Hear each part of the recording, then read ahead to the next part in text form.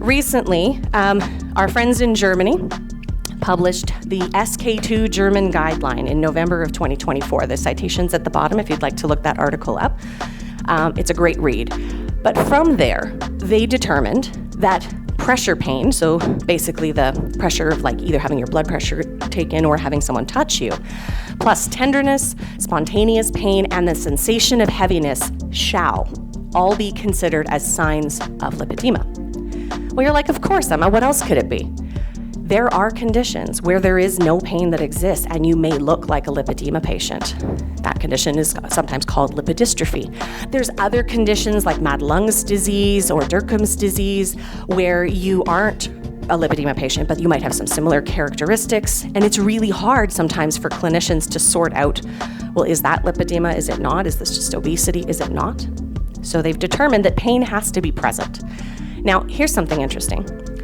I was a nurse for a long time, and I thought that it hurt everybody when I took their blood pressure. I would apologize preemptively, and they'd look at me like, what? And I didn't think much of it. And then I thought that everybody struggled to walk at the same speed that their friends did, and tried not to have too many conversations while we're walking, because I'm really gonna try to stay focused right here and not showing you how hard this is for me. I thought that everybody canceled plans when someone says, don't worry, it's near here, we'll just walk, okay? I thought that everybody jumped when their kids stood on their laps or their pets walked across them, or when somebody jokingly punches you in the shoulder and you feel like you will drop like a soccer player. I thought everybody experienced that. And they don't. And what I'm trying to get to is if you have lived in pain your entire life, even before your symptoms showed up. I was covered in bruises. I remember being in kindergarten.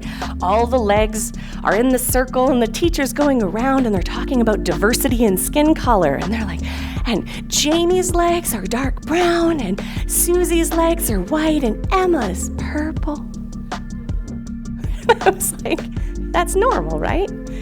No, so what I'm getting to is that the experience of living with lipedema your whole life, even before your symptoms show up, is that a lipedema patient may live in chronic pain and may not be able to accurately tell you how much pain is pain, and even in that early stage, if they're not to the point where their mobility is totally affected, and they say, no, I don't really have pain, touch them.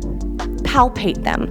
Put your hand on them and squeeze just at the medial knee. That's going to be the first place. If it is going to hurt, it is going to hurt there. And if they go, okay, that's positive for lipedema pain. But again, we have to understand that pain is subjective and people like us have learned to endure.